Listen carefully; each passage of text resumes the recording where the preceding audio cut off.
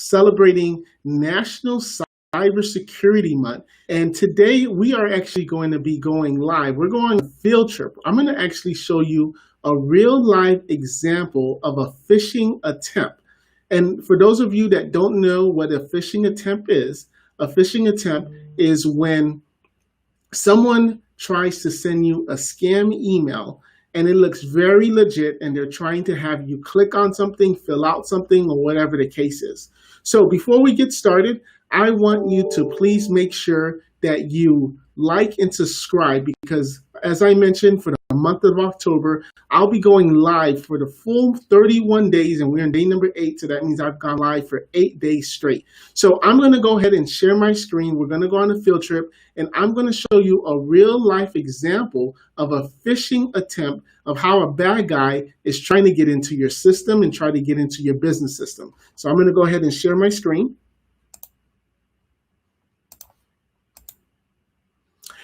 All right, so if you do see my screen, go ahead and just give me a yes that you see the screen.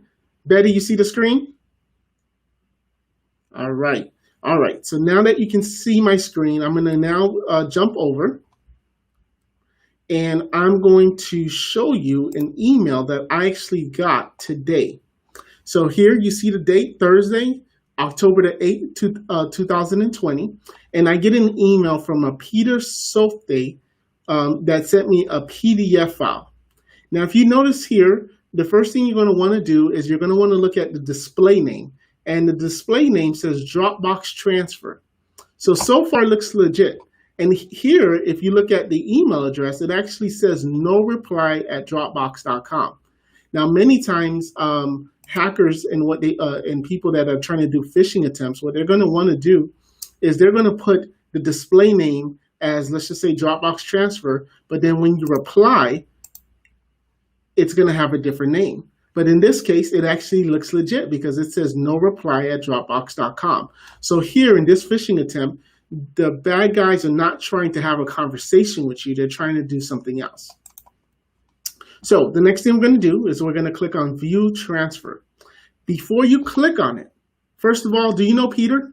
Are you expecting an email or some type of message from Peter? If you're not, stop there. It's a scam. Now, you're going to now notice that over here, if I hover over View Transfer, it actually is going to Dropbox. It's actually going to dropbox.com, and it's going to a link that's there.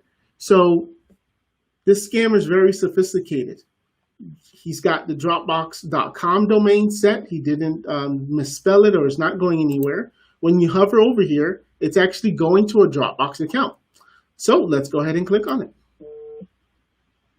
So now you're going to see, it's going to a dropbox.com/transfer and some names. Now, just to give you some insider information, someone's Dropbox account got hacked and they're hosting this file.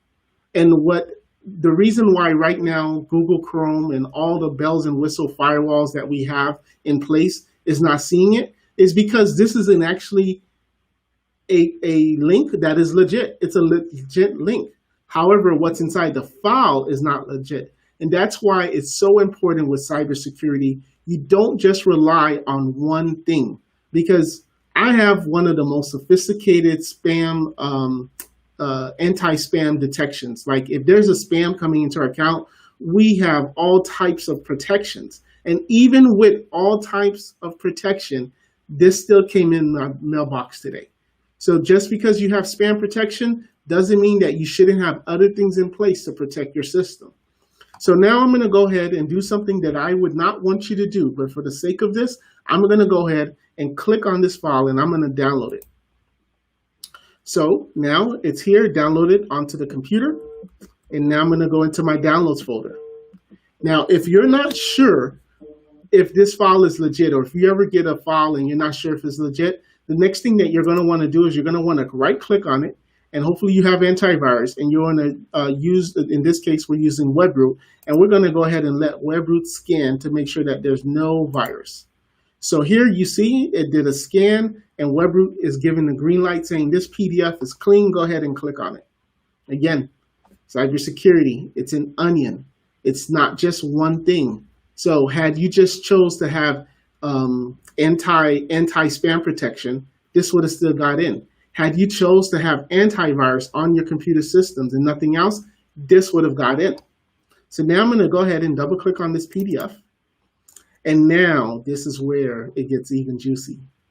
So as we go here, we're going to hover over where they want you to click on. And there's two places here that they want you to click on. The first thing is access documents. And when you hover over it, what happened to Dropbox? I thought we were dealing with Dropbox. It's going to a jelinkova.com, and then it's going to a website there. If you click over here, it's going to a ALH and something.co.za. So this is your thinking cap here. I don't know who the person is. The domain is nothing related to Dropbox anymore. This is where you stop. For the sake of this presentation, I'm going to go ahead and continue, and I'm going to click on Access Document. Now you see here, I clicked on Access Document, and the Google web browser that I'm using with the extra security features is actually telling you, hey, look, I don't think this is a good idea for you to use. I don't think you should go here. However, Google is still allowing you to continue if you wanted to. You can still visit this website. I'm not going to go ahead and do that. But I've seen scenarios where employees, they're just determined to see what is this document that this guy Peter is sending. So I'm going to now do something a little different, and I'm going to take the same link in the PDF. I'm going to right click, and I'm going to do copy link location. But instead of using Google, I'm going to use Edge, which is the Microsoft browser. And I'm going to go here, and I'm going to click enter.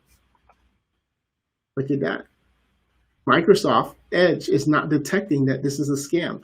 In fact, it's taking to a login that many of you who may have Microsoft Office is very aware of. So now the bad guy wants us to then put in our email address. So I'm going to put frank@nowayjose.com, and I'm going to click on next. And now they want me to put the password for frank@nowayjose. And when you, and this is how it happens. When you see these big businesses get hacked, and they spent millions of dollars protecting their systems, and they still get hacked, this is how it happens. Because there's not one way for you to be able to protect your systems. And in this case, the best way to have protected the system is to have done proper cybersecurity awareness tests, teaching the employees, look, don't put your password. If you're getting an email for something, don't put your email address, don't put your password. And let's just say I did put in my password. Let's just say this was my account, and then I'm going to click on sign in. The bad guy now has access to be able to now go to the real Microsoft website and be able to then check frank@nowayjose.com. And this happens all the time. This happens all the time. So now what you want to do for your business to protect it is that if you did have Frank put in his username, put in his password and his information, and I'm going to stop sharing my screen, and that way I can now start to look at the comments from you guys. So let me just go now back to my main page. But let me just go here. All right. So if Frank did put on his username, he did put on his password, there's even more security things. I talked about two-form factor, because had the bad guys been able to get Frank's information with two-form factor turned on, Frank would have got a message on his phone that says, hey, someone's trying to get into your Microsoft site. Is it okay? And then from there, what would have happened is that they would have sent the text message to his phone. And because the bad guy doesn't have Frank's phone, he wouldn't be able to get in. And again, this is all why cybersecurity is important, because you can't just have one way of protecting your systems. You have to put multiple layers and layers and layers and layers. You can't just have your front door with the best locking system, but then you forgot to put a lock on the gate for the fence, for example. So that's it. Tomorrow, I want you to please, I'm going to be actually traveling. I'm going to be going to an airport, and I'm going to be teaching you how to log in and how to make sure that when you're traveling, I know COVID right now, people aren't traveling, but when you start traveling again and you're in an airport, how to make sure that when you are on a public Wi-Fi network, such as an airport, and you want to do business activities or even on personal, how to make sure that you stay secure. So tomorrow, look out for my video. Again, if you haven't liked or subscribed, go ahead and do that now. And please share this. If you're a business associate, and please share this with your HR department, share this with the business owner and executive, because like I mentioned, in October, 31 days straight, I'm going to be going live. Thank you, Kareem. Great info. I'm going to be going live, and I'm going to give you the real deal. I'm giving you the secrets of what us as an IT company will do to make sure that you're secure, and you can go ahead and apply this tomorrow to make sure that your systems are secure. So I'll see you tomorrow at the airport, and we'll be talking. Bye-bye.